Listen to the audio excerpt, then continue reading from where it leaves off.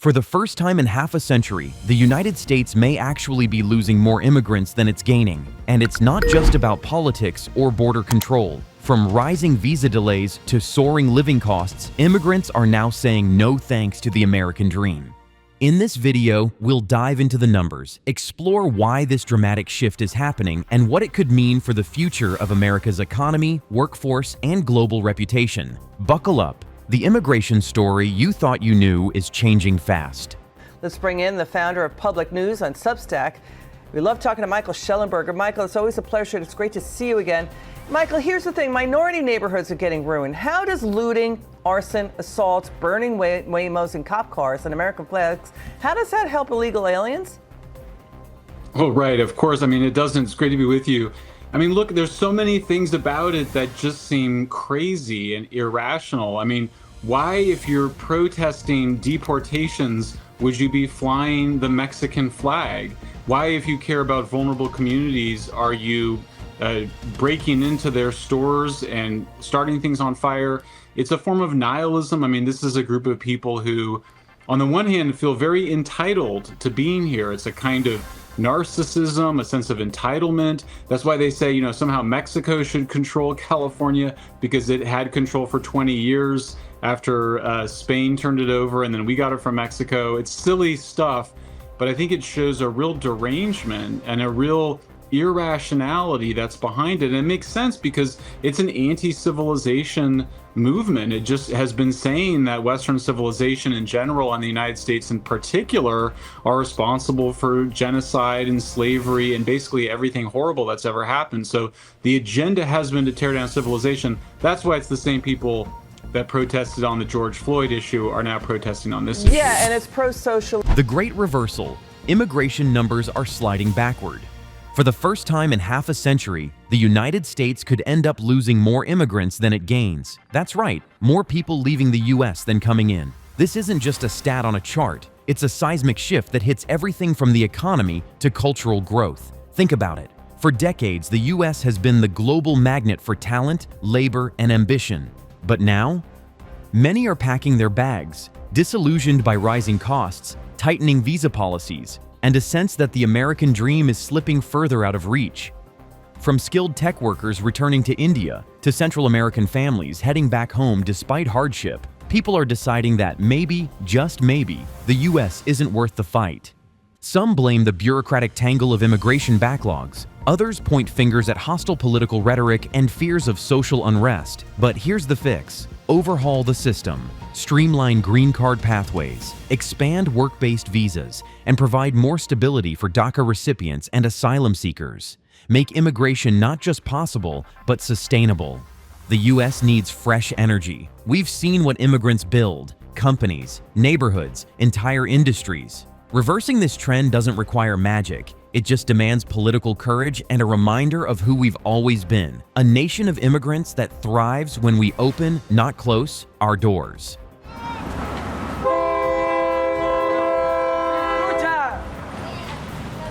They are 15 years old and are getting ready to reach the United States from Mexico, preparing to travel 3,000 kilometers on a freight train.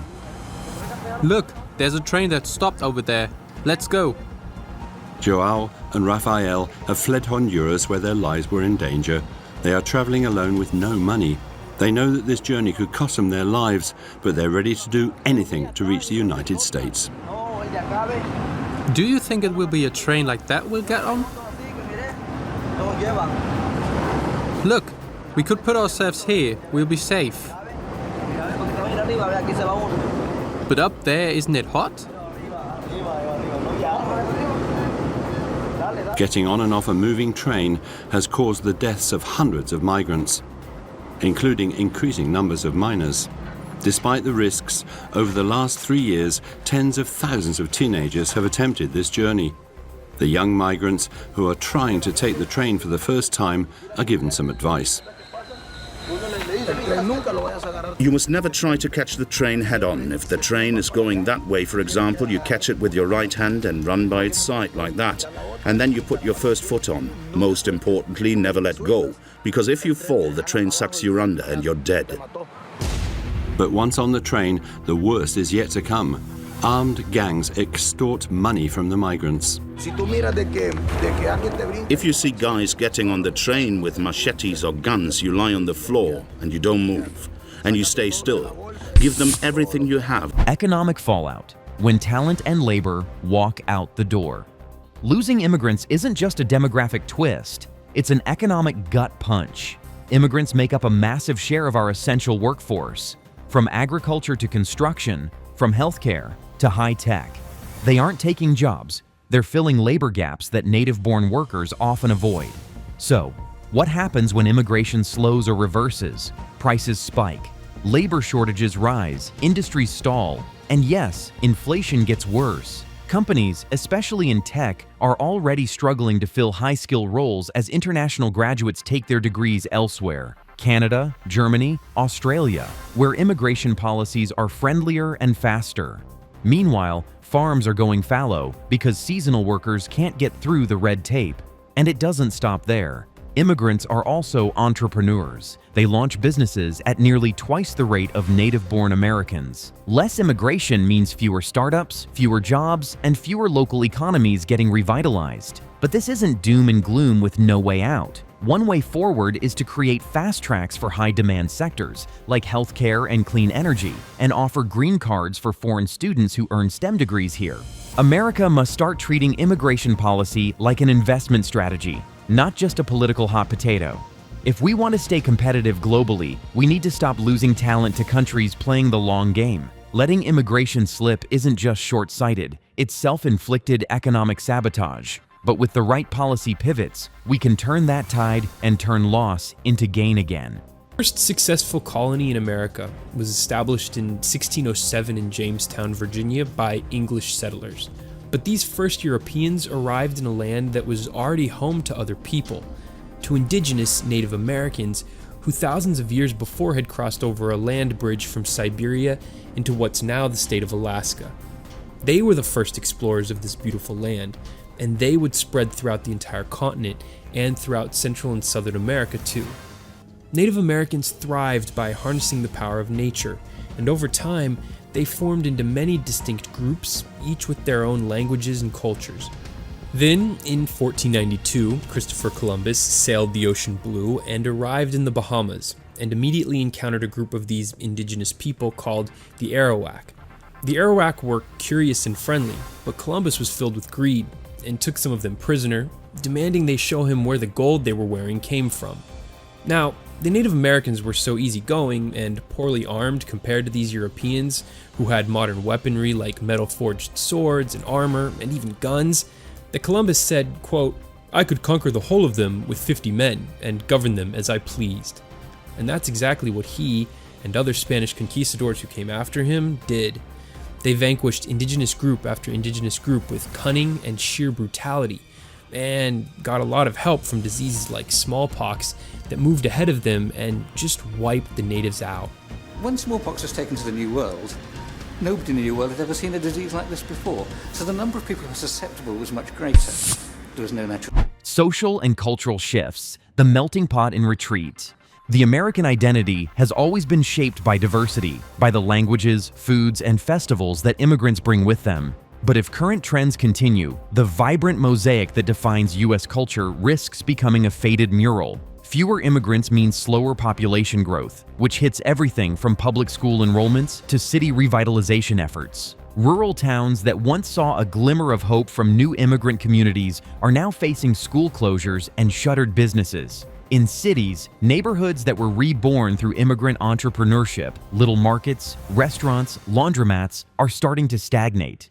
What's more, second-generation immigrant children, often the bridge between cultures, are dwindling in number. That affects music, art, fashion, even innovation. Cultural cross-pollination has always been America's secret sauce, giving us jazz, tacos, Google, and so much more. Without a steady stream of new voices, we risk becoming culturally homogenous and creatively stagnant. And let's not ignore the social climate. Many immigrants today feel unwelcome due to rising xenophobia, uneven law enforcement and anti-immigrant policies. But this trend can be reversed with deliberate community building, inclusive public messaging, investment in multicultural education, and leadership that champions diversity, not just tolerates it. We need more cities like Minneapolis and Houston, places that recognize that welcoming immigrants isn't charity, it's a strategy. America's future is multicultural, multilingual, multi-everything. That doesn't dilute the nation, it defines it. Reclaiming our cultural dynamism starts by inviting the world in again, one family, one dream, one story at a time. But part of the problem with knowing your rights is we are in uncharted territory. One word we keep hearing over and over again is the fear that is circulating among so many communities in our area and frankly across the country. Eyewitness News anchor Tanya Rivero taking a closer look at that fear that is gripping so many immigrant communities. I am filled with fear, says this undocumented single mother of 3 who understandably does not want to be identified. She works at night, she says, to care for her children during the day. But since a recent federal raid nearby, she's afraid to return to her after-hours restaurant job. She is not alone. Over 76% of residents here in West New York identify as Hispanic and almost 60% as foreign-born. Among residents we spoke with, even those who are citizens, there's fear over indiscriminate raids. ¿Te conocen a alguien que tiene miedo? No, hay mucha gente, tú sabes. Mucha gente. Mucha gente. Emma Hernandez says many people are scared and staying inside, a sentiment echoed and visible everywhere on the normally bustling Bergen Line Avenue. The fear has an economic toll as well. At the popular Farolito restaurant, lunch was unusually slow. This weekend, something happened that never happens. She says nobody came to eat. Magdalena Cedeno says her customers called to tell her they are too afraid to leave home.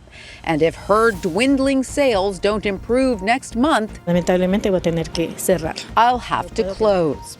A corrosive trend to what experts say is the $200 billion GDP of Hispanics in New York and New Jersey. My members are feeling right now that some of the restaurants and public-facing businesses are seeing a slowdown in customers coming into the business out of fear. This mother's fear began long ago. Escaping violence that killed much of her family in Tela, Honduras, she says she hitchhiked with her children to Puebla, Mexico, where she lived for years until a close friend's 3 children were kidnapped and killed by the Zeta cartel. They